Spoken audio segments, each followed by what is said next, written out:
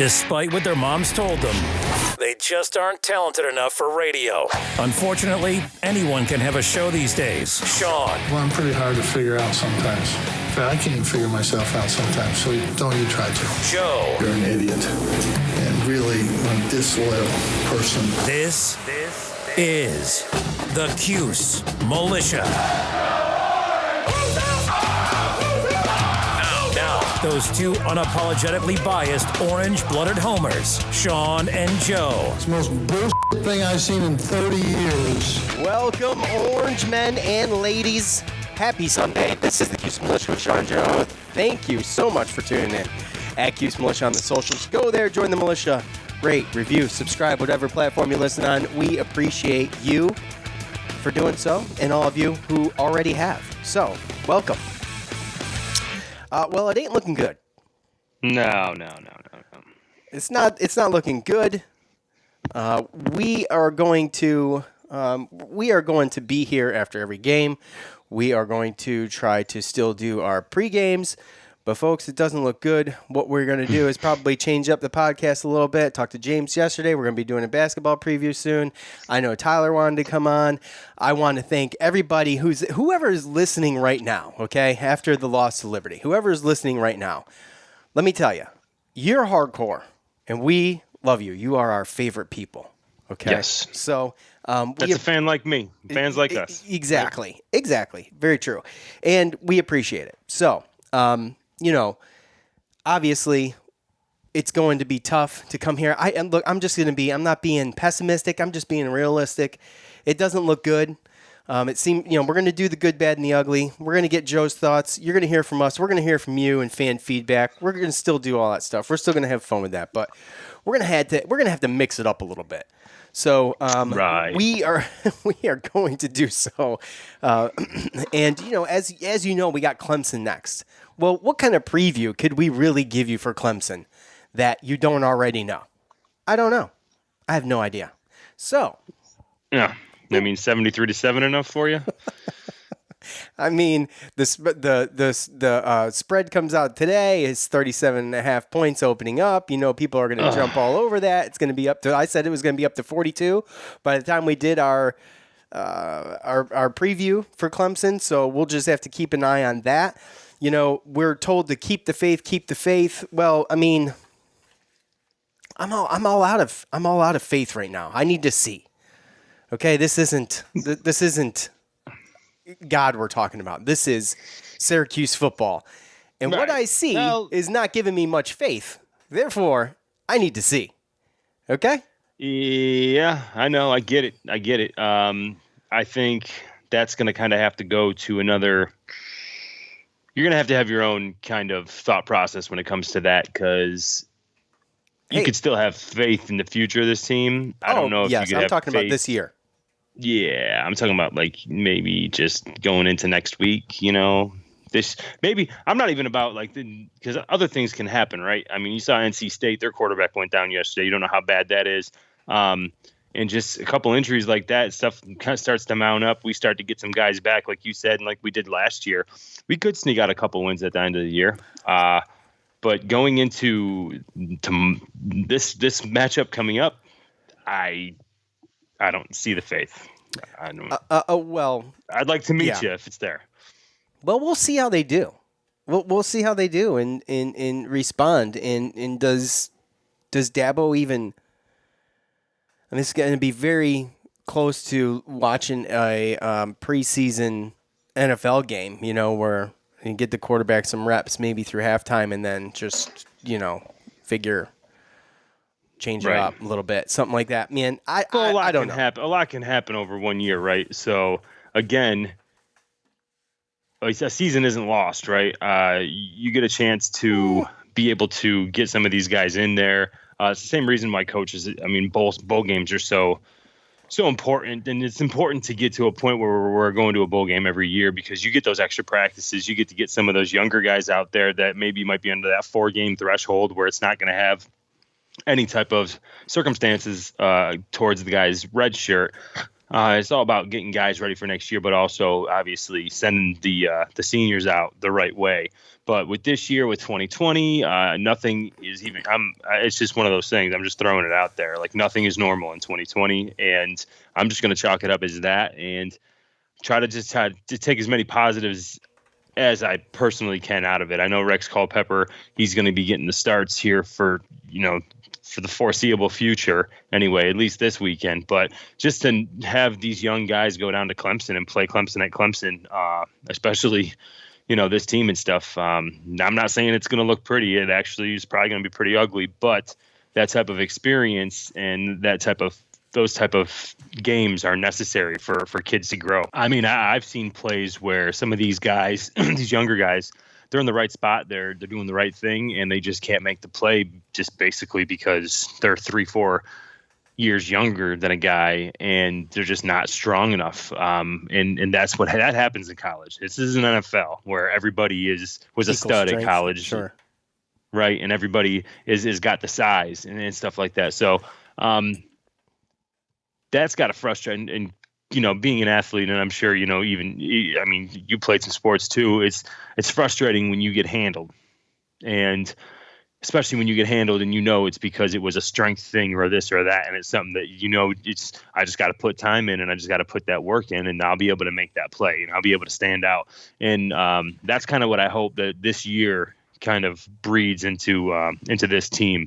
We're going to see, like, as you can see, even going into winter sports, they're allowing an extra year or something like that. The NCAA granted something. Yeah. So at Nicole Auerbach from The Athletic, yeah, she tweeted something out earlier in the week. The NCAA's Division I Council has voted to give an additional year of eligibility to winter sport athletes. Source told The Atlantic. Just like fall sports athletes, doesn't matter how much or little anyone has played. So that's going to go for football, basketball, everything. So does that mean that is that only for the people that opt out? I would think it was the details I could not find, but I would think it would be for seniors and opt-outs. Right? That's the way it makes sense, right? So well, yeah, but I mean, if you're a senior and you play the whole season, then why are you getting an extra year? Well, that's just how it's read. Right. No, I get it. I just, and this stuff, and I'm sitting here just reading an Inside the Loud House article and by Neil Adler. And when I saw that, I'm like, so why again did Chris Bleich not get his waiver? His waiver, yeah, it sucks. You're giving out free stuff. There shouldn't be during a year of COVID, 2020. If you're going to give it to everybody, then, I mean, why are you even worried about denying waivers and this and that? You're granting people after they play a whole season still another year to play. You're going to be able to tweak some of the scholarship rules. So next year there's going to be more people or players on teams other than scholarship players as far as over 85. So you're doing all that and you make a big deal about that. But nonetheless, like I said, I think that it's going to help the young guys and hopefully it gets them motivated to become bigger and faster and stronger, because realistically, I personally think that as far as the players are concerned, that's really all they're missing. I see a lot of talented, headstrong kids out there that are out there.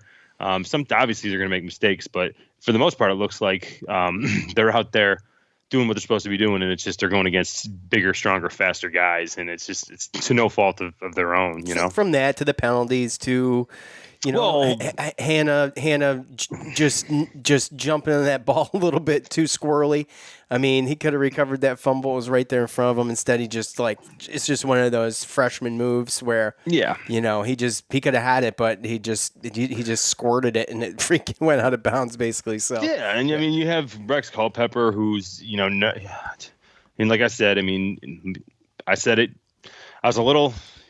I don't want to say tough on him. I mean, mean, but more or less tough on him after the Duke game.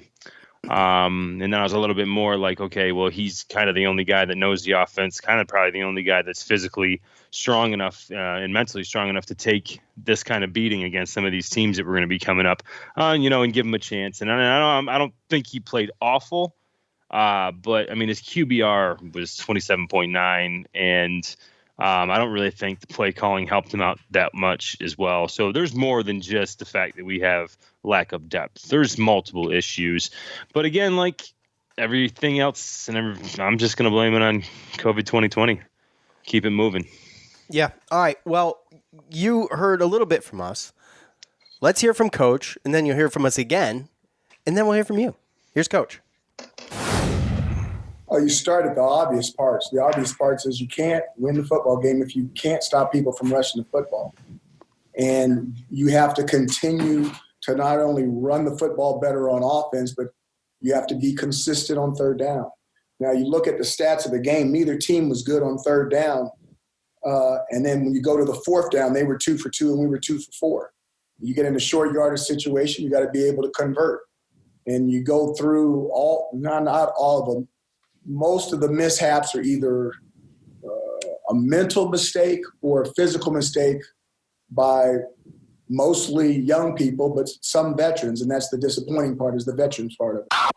And the penalties are from veteran guys. They're not from a bunch of freshmen, which is disappointing. They're unselfish penalties. I mean, those are guys that you have to drop your ego so the team can go forward, and you can't get into a pushing match or some battle with some yahoo that cost us 15 yards position. One of the reasons we're not getting better is that we're constantly changing over personnel. And as everyone else would say that's playing us, so what? That's part of the business. We have to find out what our personnel can do, and we've got to stay consistent. We have to stay consistent. Hey, we got a lot of young people playing, and it's going to have to get better. But that same fan base saw guys beat Virginia Tech when they weren't supposed to be very good. So that same fan base saw what we did with Clemson, okay, when we weren't supposed to be very good. And that same fan base saw 6 minutes and 45 seconds from winning the conference. So if they're going to be – I expect them to have faith, and I expect them to know that we're going to write it. But right now we've got a bunch of young guys playing and a bunch of old guys hurt. And that's the way it's going to be until we start getting some cats back and guys start getting better. We had trouble stopping the play up the middle, just like everyone else saw. And that's a play in their offense that you have to stop.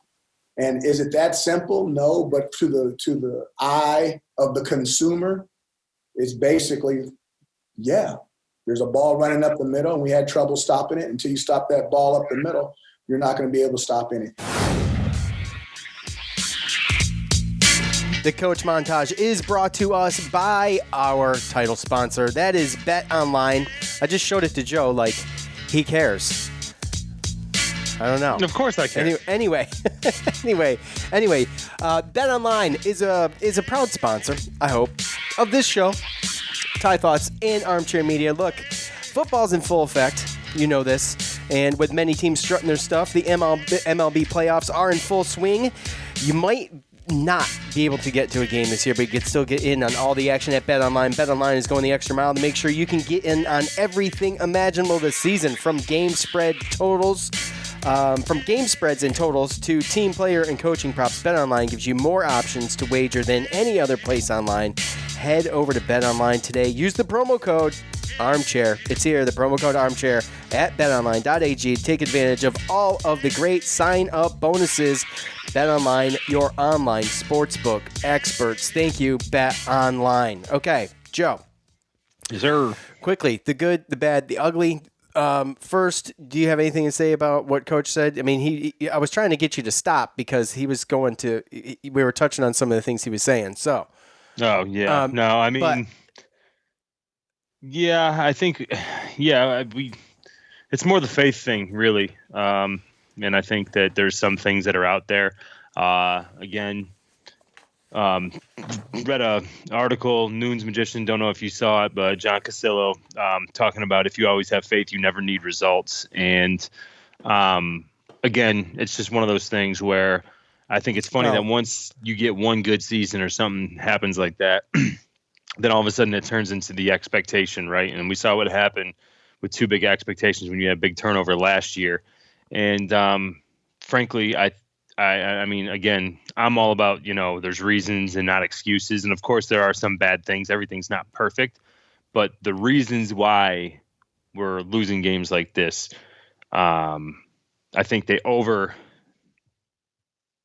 they're over basically the excuses and the bad, maybe little coaching mishaps or penalties or lack of discipline or, stuff that any team goes through anyway. But sometimes, you can fight through that with depth and with, with experienced players. So I just wanted to touch a little bit on that. I think that some people just get kind of, blue in the face over it. And like you said, faith, and need to see results. But again, we're not that far removed from a 10-3 season. And I think Tommy, everyone thought that Tommy might have been a little bit better than what he was, but I think there was a lot of the product of his environment, because you saw what he did when he was in there with the players that Dungy was in there with. And honestly, I mean, just looking at the games realistically, we played against North Carolina and Pittsburgh, and I think we held both those teams to under 175 yards, 150 yards rushing. And that was when we had Cisco. You're touching on too much right now. You're treading into my waters here. I've already got that written down. No, I did not see that piece at Noons. I was just basically touching on what Coach said in his press conference. So, I mean, we hear a lot of the faith stuff. Look, right now, I know what we got. I'm going to be ecstatic if we win. I think we can win. I don't really need faith in the football team right now. That's not what I need. I just want to see something. That is my point. It's not for next year. It's not for Clemson. It's just this year I want to see something. We have not gotten better. With or without Tommy. Even with Tommy, we weren't getting better. But we were being depleted at the same time. It's an unfair gauge, because everything has been so different. Yes, every week. Week. And it's an unfair gauge, okay? Yes. And I get that. And that's kind of what I've been trying to tell some of the other Syracuse fans. But you do have to understand that some people don't want to hear that. And when it comes down to have faith, well, I don't right now. For the rest of this year, I wouldn't be surprised if we went 1-10. And I'm just saying I wouldn't be surprised. I think they might be able to pull something off. There's a lot of football left to play. But my fear is, because I didn't see them get better with Tommy, and it was something different every week. That's where I'm at. Yeah, I thought they got better with Georgia Tech. I think we got lucky on the fact that he's going to talk again. They got a bunch of good. Turnovers, but go ahead. He's going to talk again. And it's so hard to shut him up. It's so hard. I can wave my arms. I can give the old wrap it up symbol with the one finger. He just doesn't listen. I'm not paying attention to you. The good. Rex Culpepper got some much needed reps heading into the Clemson game. He's going to need those. We'll see what happens as far as putting in any kind of backup, but I don't know. I really don't know. Tyrell Richards is back again, and he led the Orange with 9 tackles. Anthony Quealy, he hauled in his first touchdown pass of his Orange career, and Marlo Wax got his first sack. That's the good, the bad. More missed opportunities. We kind of touched on it a little bit. A couple failed fourth down conversions. The one after the fumble recovery, we have just had this problem with not being able to capitalize on turnovers. And you're in field goal range. You're down 7-14. I take the field goal there. I understand that I understand the risk, and it's a good risk to take right down there in that short yardage in that situation. But you ran it up the middle again. It's dumb. Sorry, that's me. The best ball thrown of the day by Culpepper was just flat drop by Harrison. He didn't help him out with that, and it could have, who knows what could have happened. He was going in, he could have scored there. The ugly, to your point that you were just trying to make, between Shedro Lewis, Peyton Pickett, and Malik Willis, the Flames gashed the Orange for 338 yards. And since we've lost Cisco, here are the numbers, okay? This was the point Joe was about to try to make. Well, he did make it, but here's the numbers. Cisco played against UNC and Pitt, right? They rushed for a combined 287 yards. The first game that Cisco did not play in was the Georgia Tech game. We won, but Georgia Tech rushed for 275 yards in that game. Now, add the last 2 games, being Duke and Liberty, and in those 3 games that Cisco has not been in, the teams have racked up 976 yards. And it just goes to show you, to Joe's point, how important it is to have a veteran guy with the talent and skill level of Andre Cisco playing that rover spot to keep some of this run game in check. And although we were getting hit a little bit, with the first couple of games, they're over, 160, 150, something like that for each one. But Cisco kept it in check. Huge piece, huge piece, and everybody knows it. So what are they going to do when they play Syracuse? They're going to run the freaking ball. That's what they're going to do. Yep. And that's we knew that was Cisco's 3-3-5. You need to have those defensive backs physical coming up. The Rover coming up playing linebacker every once in a while, but we knew that we needed them to come up and help in the run game. That's what makes the 3-3-5 works when you have the personnel to come up and do that. And I don't know how many players that we had that could do that. Obviously, it looks like Cisco, maybe Coley might have been some of the only ones. But again, there's a big difference between possible second-round draft pick NFL guy guaranteed versus a true freshman, albeit Rob Hanna is doing the best that he can, and he's played good. But when you see them side by side, there is a vast difference. And obviously, we've seen it in the numbers. Oh, obviously. And Hannah did lead the team in tackles. I believe it was against Duke, I think. Or was it the game? It could have been Georgia Tech. I think it was Georgia Tech. He had an interception, too. Okay. Yeah. And he played great. And look, there are guys trying to do – they're filling big shoes. Like, we know this. To my point about, just everything we've talked about since this episode started. Yeah. It's just one thing after another. And we've been heading down this road. And this is the culmination of just catastrophic injuries in poor situations. I've been saying since spring practice was canceled and all this, I'm like, this is going to kill Syracuse. That, like, if any team needs these types of reps in the offseason, it's Syracuse. I mean, no, it's teams with coaching changes and coordinator changes, scheme changes, anything like that, right? You need to be able to know your personnel and know what they can do. And I think that's had an effect on a little bit of the 3-3-5 and probably why it's not as deep because we haven't been recruiting for that defense. So that's probably why there's a lot of younger players playing, but also the offensive coordinator. He's had a couple different quarterbacks and stuff like that. You got to get used to your personnel and know how to call the game and everything like that. And I thought there's bits and pieces and times when he called it for, Culpepper to manage the game well. But I just think that there's too many, like you said, that fourth, and you got to, at this point, you got to take points where you can get it. And this fourth and whatever. You go down 10-14, but you got points on the board. And you turn a turnover into 3 points. It's better than no points. And you want to look at draw something up. It is, right? At least draw something creative up.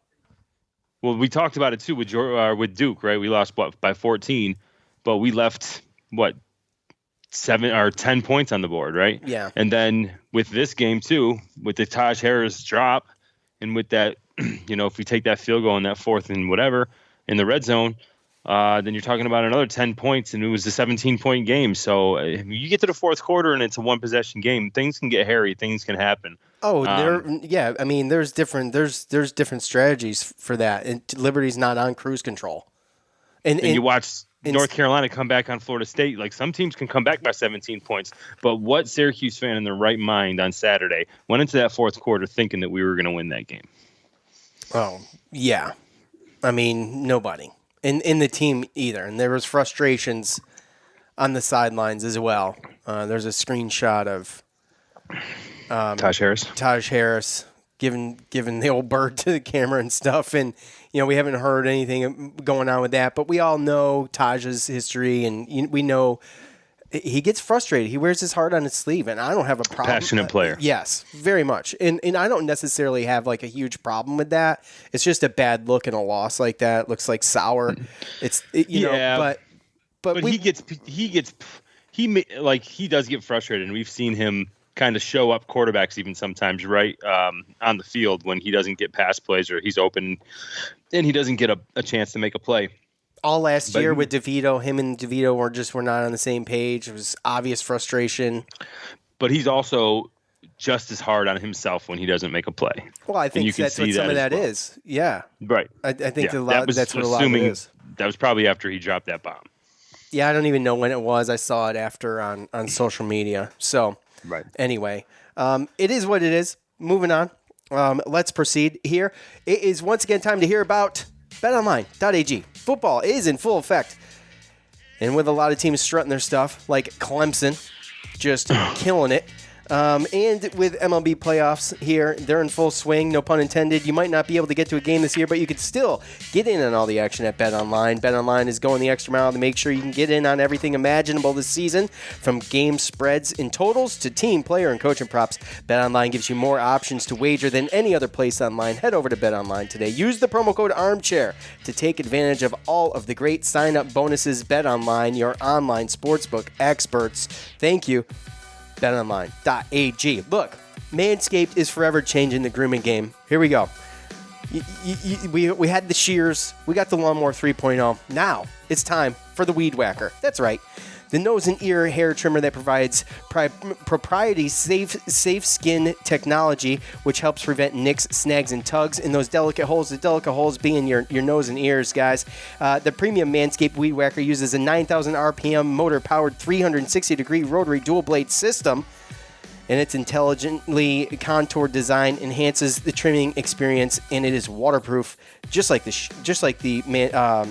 Lawnmower 3.0, which makes for easy operation and cleaning. It is the only nose hair trimmer on the market with a powerful and rechargeable lithium-ion battery that lasts up to 90 minutes. Now, how many nose hairs can you cut in 90 minutes, Joe? I mean, how many times can you use that thing? Like, seriously, nothing is going to stop the dust from entering your brain ever again. You got 90 minutes of this thing, okay? Look, 79% of partners polled admit that long nose hair is a turnoff, gentlemen. Okay? So, the number's a little disappointing to me. That 21% of people don't think long nose hair is a turnoff. But hey, I mean, to each his own, man. You dig nose hair, right, Joe? Hey, man. It is what it is. It's all natural, right? That's right. All right. Head over to manscaped.com. Get 20% off and free shipping with the promo code ARMCHAIR. That's 20% off and free shipping at manscaped.com. Use the promo code ARMCHAIR. What are you waiting for? Go whack the weeds. Thank you, Manscaped. All right, so we will start fan feedback. I didn't have my drop queued up, so I apologize. Look, fan feedback is where you go to leave your feedback. At the end of every game, we'll ask you for your thoughts. Go there. Leave your thoughts. I know a lot of you are not on social media, but you can always email at cusemilitia or cusemilitia@gmail.com. You can do that too. So if whatever suits you, I get those emails once in a while. All right, Look, this one is from my brother-in-law. He is not on social media, but we do text every game. I asked him. He was a sit DeVito guy. Bring on Culpepper. So I asked him nicely, and then I think this is a legitimate question, Joe. Right? Do you still feel like Culpepper, that you would play Culpepper, rather have Culpepper play over DeVito? That's a legitimate question, right? Because we've been through this, right? Right. And he says to me, go Cuse Hoops. I would never abandon Cuse football, but I simply can't stomach watching them this year. I'm stacking wood, and with this COVID and injuries and all the player opt-outs, I'll keep tabs, but I'm glad I don't have to host a podcast. That's what he said. So he just didn't want to say anything mean about a specific player. Basically. Or is he just saying that it doesn't really matter who's playing quarterback at this point? Exactly. I think so. I think he's over it. And I think a lot of fans feel that way. I really do. I get it. There's still going to be us who's going to watch it every week. Yeah, and that's why I said, anybody listening to this podcast right now, you are the hardcore of the hardcore. Mm-hmm. Okay? Yeah. Because not only did you watch them lose, you're coming here to hear about it. Right. Right? So, and some of these guys got 2, 3, 4 more years left. I want to see these guys. I think Babers, what he talks about with younger guys and not having the same personnel out there all the time, you kind of need that to get continuity. And if you don't have it and it's always changing, then it's very hard to try to see what you got and get better with the players that you got. So, they're young players. They're going to get better. And if we get experienced guys back from injury, then that's going to help as well. So, again, I just want to see improvement, just like you said, and see what we have looking forward to the future. And who knows, maybe we do pull out a game like a Virginia Tech or a Clemson, like we did in seasons that Babers had when he first started. So, anyway, At SU Vidala, he says, kind of wondering where Trill Williams was in the first half. And Trey Williams, Trill's dad, commented on it. He got in the fan feedback, and he said, honestly, he played the second half against my wishes. He didn't practice all week, but he had to try and help. So Trill obviously nursing an injury there. Maybe shoulda, woulda, probably not played. So right. Let's see. Well, that's what it kind of looked like with a lot of the guys, right? I mean, there were some linebackers that I didn't know were going to play, and it was like in and out and in and out. I mean, I saw Canton RQ play. I mean, I think in the second half, I think you saw some guys kind of say, hey, I'm going to try to play because we need to try to win. And, I mean, kudos to them.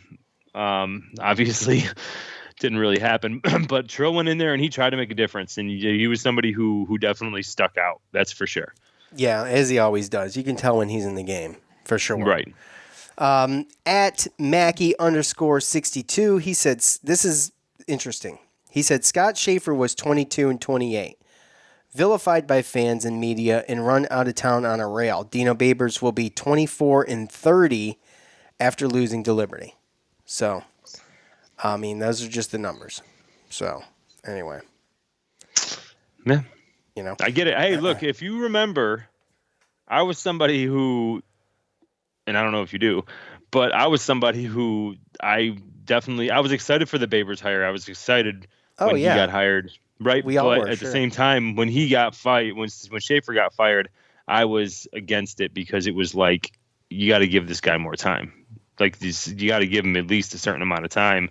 I believe they only gave him 3 years, right? Or was it 4? You got me, bro. I think it was 4, but either way, like I was sick and tired of the turnstile coach, like only give him 4 years to figure it out and then leave. And now we got to change culture and change everything. You get mass exodus of players, and then you get players that, you're trying to recruit halfway through a coaching change. I mean, I hate it. I want to see at least a little bit of stability. And then after, 6, 7, 8 years, they haven't done anything. Okay. Then I'm on board. At MC Dendis, no surprise, we're not a good team. Actually scored more than I thought they would. Oh, and we will not win another game this year. Okay, so here's the thing. I was very skeptical about Liberty beating Liberty. I really was. I didn't. I think Liberty's kind of sneaky decent. I don't know if that's a term, but they're like sneaky decent. And they've got a lot of experience, like we talked in the pregame. As far as winning another game, I mean, I wouldn't be surprised if they won 1 or 2, and I wouldn't be surprised if they lost them all. I mean, that's where I'm at. Right. Right. And again, at the beginning of the season, we talked about this, and I said I'd rather them play and be able to watch, and have the kids be able to play because you knew that's what they wanted to do, and the coaches coach because you knew what they wanted to do, and go 0-10 or 0-11 or whatever. I was willing to see. Losing an overall 0 win season, just so these kids could play, coaches could play, and we could have a little bit of normalcy in this 2020 year. So I'm okay with it one way or another. Robert on Facebook, no run D whatsoever. I have to wonder if our 2 starting running backs would have sat out. In other words, where we'd be. You think about the opt-outs. We're on our 5th string running back. Their leadership is glaringly missing, and Cisco being out doesn't help. They just aren't that good. And we talked about it. And, I mean, he's right. And so you think about the dual threat at running back and what we could do to open up a passing game for Tommy and maybe not have to hold the ball so long or whatever. Or have options, have more options. And Sean Tucker's done a great job. Unfortunately, this is where we're at. We got Tommy on a scooter, and Rex Culpepper's in there. That's where we're at, right? So it's not. I'm not laughing, but he was on a scooter. So I'm not laughing at that. But that's where we're at. Okay. Yeah. But we don't know. We can sit here and speculate all day, right? I mean, Yeah. But that scooter usually tells me Achilles injury every day of the damn week. But right. You never know if it's just something that could just to keep him off his feet. But either way, that's what that says to me every week. And I think Liberty came out and they actually kind of proved what we talked about as far as the preview goes. We talked about it. They are an independent team, and they do have a high level name as far as Hugh Freeze as their coach. They have plenty of Power 5 transfers. I talked to a guy at work. They had two players from NC State transferred there. That quarterback is a transfer from Auburn. They're obviously getting recruits. That Luis guy, I think he was a freshman, right? So they got guys that that are pretty good and have played and were recruited for Power 5 conference. So that's just not a normal mid-major like we talked about. And I don't think that we've seen the best of Liberty, probably even this season. So people can say one way or another, oh, Liberty, oh, this, oh, that, and have their other reasons for not liking the fact that we lost them, lost to them. But at the end of the day, I think they're going to prove some people wrong. And I'm gonna cheer for them, because just like every other team, if we lose to a team, I want that team to do good so it justifies our loss. Yeah, I would. I'm kind of with you on that. This is not a popular thing to say either, but I would root for Liberty to do good for that reason mainly. That happens every time. There was Syracuse media and just Twitter accounts clowning them for their celebration in the locker room. Like, why are you clowning a team that just beat us like that? It is their that's their biggest win of the program history for them. It's their first ACC win. They've never started off 5-0. I don't know if it might be their first Power 5 win. It could be. It could be. You get a team like that with transfers and a 4-0, and then they come in and win this game. Again, it could easily be turned around as some of Dino Babers, right? I was just going to say the Virginia Tech game. The Florida State, Virginia Tech, right? He's had a couple different ones, and those are just in conference. You're talking about an independent. The Florida State one would be the best example, right? But either way, they're all conference, right? Both teams are conference games. Yeah. This is a Liberty team that went on the road. I think they've only been Division I for like 2 or 3 years or something like that. 3 years. So again, you're talking about the biggest win of the program. This is well warranted. So you can clown it all you want because it's not us, but we've had speeches like this, beating conference opponents. So what does that say about us? Football's football, right? And that's where I stand. Right, that's where I stand. You feel it's a big enough win to make a ruckus in the locker room. By all means, I guess do it. You don't want the other team making a ruckus in the locker room. I guess you just beat them. Yeah. Right? If you don't want that to happen, beat them. So, it would behoove. When you make fun of that is next week or the week or one of these coming weeks when Liberty loses to some mid-major team like, who knows, right? South Alabama or something. And you're like, oh, remember the time when Liberty was cheering like they were something because they beat Syracuse? Like, that's when you clown them, when they actually go ahead and lose. But right now they're 5-0. And they still got a couple more games against some ACC opponents, so we'll see what happens. Yeah. So anyway, David on Facebook, I want to cry. Culpepper was okay, but dropped passes, no protection, and the defense can't stop a runny nose. FML. Yeah. Well, obviously we had some. Dude. The holes that dude was running through. Shedro Lewis. The holes that he was running through. Some of those were just unacceptable, man. Like, if I was a little bit quicker, I could have scored. I could run through those holes. I could get 40 yards off of some of those holes, So yeah. I'm just saying, like, it was crazy. It was more. It was like 2 or 3 of them at least. So, yeah, it sucks. Daryl on Facebook. This was a bad loss, but I see brighter days ahead for this football program. I completely understand why Rex is starting. Rex gives us the best chance to win, or does he? Time to see what we have on our 2 backups. So if Rex goes down, then what? Dino absolutely has to get one or both, some reps. This is a very young team that's out there playing this year due to many reasons. Stop with the fire Dino. 0 chance that happens at season end. Effing players to catch passes. Coaches can't hold their hand and do it for them. He goes on a little bit, but the Daryl throwing some shade on the fans there for the fire Dino chants, which are starting to. Just wait. just wait. What are we going to hear after Clemson? I mean, don't we expect to just lose that game? Are we going to go there again too? But Yeah. huh? Yes, he says yes. Yeah. I know. Anyways, There's a lot and like there. he says, he sees brighter days ahead for this football program. Guys, we've got a good recruiting class coming in. We want to touch on some of that stuff. We want to remind you of what this is going to look like. There's a lot of players that are coming in that are really talented. And you got to remember, we got some 4-stars coming in, and we haven't had those in a long time. I don't think now's not the time to fire Dino. I think that's ridiculous. He's been doing really good at recruiting, and he's got this group coming in next year. You got DeVito is going to have another year if he wants it. So, next year will be night and day. We're going to get spring. No, I believe. Right? Don't you think? Yeah. I mean, this is like a trash season right now, but next year is going to be totally different. So, 100%. I'm with, and we talked about that overall, and we opened up our pockets. Wild Hack opened up his pockets. We don't pay our coaches, our assistant coaches enough, and that has a little bit to do with it too. Anytime a coordinator or somebody gets a better paying job, or a chance to go somewhere. I mean, there's some coordinators that like Steve Sarkisian and some of these guys, Alabama, Georgia, some of these coordinators, they get paid so much at these SEC schools that they don't even go and take these head coaching jobs because they just may make as much money and they win.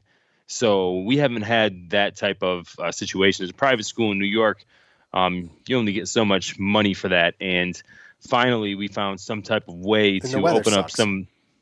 Well, that too, but open up the checkbooks and actually get some coordinators in there that can recruit and give us a little bit more of an upgrade. It's just obviously that takes a little bit of time, right? This is almost like not pressing the reset button, but you change things, you bring in new coaches and different expectations, and then it takes a little while to kind of put into place, right? You make the plan, you have an idea, you make the plan, then you implement it. Brandon on Facebook, he says, I hate COVID. It's awful, and I can't wait for this nightmare to end. But at least because of it, it has done anything for me. I can honestly say I don't waste money on season tickets. I'm glad I didn't waste money on season tickets this year. Well, look, I understand that. You got to wonder if the whole COVID thing didn't happen, where we'd be, though. See, that's like the hindsight's 2020, right? Yeah, we're not. I promise you, without that, we are not where we are right now. No. I guarantee it. There's no way. I just don't believe. I just don't buy that, and we'll never know. But that's my opinion. We'd have two running backs. We have a couple other players that didn't leave the team, especially a couple of receivers, and we would have had a situation where there'd be a little bit more cohesiveness. We'd know who we have and what they can do, and our coordinators would have had time to work with our guys. So no, I don't think that it would be the same. Yeah, it'd be a little different, but let's just assuming that on the premise that he's bringing, and can't wait for this nightmare to end. I mean, look, I'm going to stand by what I said. I would rather watch football and go 0-11 than not play at all, right? Yep. So I mean, I still believe that. I mean, I still enjoy watching the games. I still enjoy razzing and having fun on Twitter. So during games, otherwise Twitter can eat it because it's a horrible place. Jacob on Facebook, I think at this point we need to kick the tires on some more of these freshmen and sophomores that we have and look and see what we can do in the future. We have some decent players planning on coming in the next season. And he goes on, but he's exactly right, and that's what we were talking about. Next season's going to be totally different, just to reiterate what I've already said. Zach on Facebook. Zach, top fan on Facebook. Thank you, Zach. You're the best. Offense sadly still looked better with Rex running the show. See, he thinks it looked better with Rex running the show, Joe. I don't know. I don't know if I agree with you on that, Zach. Guess people have figured out the 3-3-5 really sucks. My love for SU football has taken a massive hit. I'm still a lifer, but the train wheels are coming off of the tracks. Look, the numbers that I said in The Ugly earlier in the show with Andre Cisco in and out, that's the difference in the 3-3-5. We just don't have someone as talented as Cisco to fill that rover spot right now, and they're searching. So, no, that's that. So, anyways, that's it, Joe. That's all I got. Any closing thoughts for you? Well, a couple. Oh, boy. Here we go. We'll be here another 15 minutes. Oh, here we go. Right. Yeah. No, they just saw an update on the point spread. Oh, what is it? Is that 40 yet? 44.5. Get the hell out of here. Are you serious? That's how hard these damn gamblers hit it. They nailed it, man. And I was going to tweet it, but I didn't want to be a negative Nancy, but I wanted to tweet it out, man. It's at 37.5. Go put some money on that.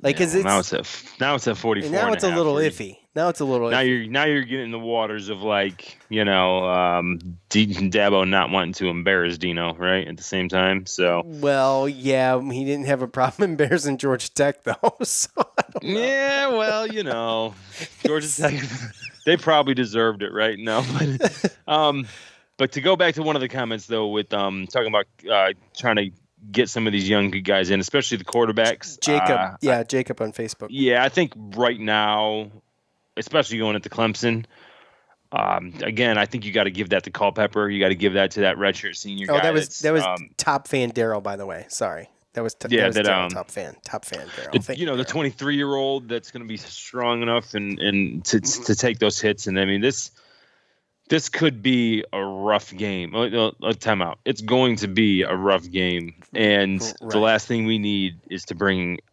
a freshman in that's never had a snap in college football come in and play against Clemson. So I'll be more on your side once we get past this Clemson situation. But you don't throw any of those freshmen out there against Clemson. No way, no how. Not a quarterback. Yeah, that's a tough call. I could see a case where they would, and I can see a case where they don't. Start them. Oh, no, you're not starting them. No. Okay. Look, that's it. One more thing before we go. I got an odd tweet today, and I've gotten a couple odd tweets, mentions, okay? And yeah, I still had some questions about this too, by the way, so you'll be able to answer them now. Go ahead. Yeah, so this happens once in a while, and I can't think of a time it happened on Facebook, but it probably has. It's happened numerous times. At Sandra Moore, at Sandra M39 and a bunch of numbers. I don't know. She says, at Cuse Militia, get ready to go back underground where you belong. Unwelcome in America, because this is not the 17 or 1800s. So there is no use for an armed militia anymore. Well, Sandra, I mean, all you literally have to do is look at the bio on the Twitter account or click the picture. I mean, she's just randomly. She probably randomly just searched cussing the word out militia, yes, and she was probably just shooting them out at every single one of them, right? Yes, and we get this from both sides of the aisle, in which I mostly just ignore. But today, for some reason, I threw this out there because I felt like it was funny because she was just totally ridiculous. Most of the time, we'll get tagged in something, like some kind of comment or something. And it happens everywhere. But that's funny. That's crazy. I promise you, Sandra, this team is not as armed and dangerous as you think they are. Okay? I promise you, Sandra's not listening. I promise. Oh, I guarantee that, right? Because didn't you try to hit her back up and she blocked you or something? No, I just quoted her tweet and she blocked me. Yeah, I mean, well, everybody, and thank you to Syracuse Twitter who got on that quoted tweet that I put up there. Thank you to everybody who got on there and just ruined her day, because some of it was hilarious and it's just such a joke. We live in a time where you're just gonna jump on a trigger word, and let's be honest, man. You know, all you got to do, like I said, is click the profile picture or look at the bio, man, and you realize this is just a kind of a fan page thing, which is clear, like a sports thing, right? Yes. Yeah. Yes. Or maybe she's just like, wow, here's this racist who really likes Syracuse.